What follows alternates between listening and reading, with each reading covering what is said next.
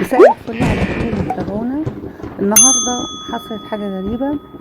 لوكي مش عايز بوكي تنام على السرير.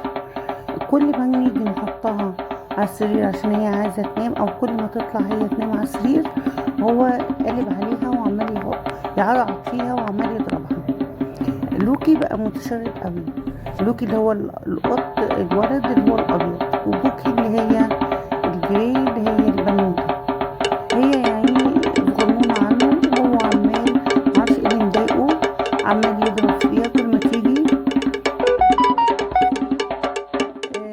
يقعد يضرب فيها. هي غلسة، يعني بوكي اصلا غلسة متشردة كده. هو كرامته بتنقح عليه شوية فعايز يربيها.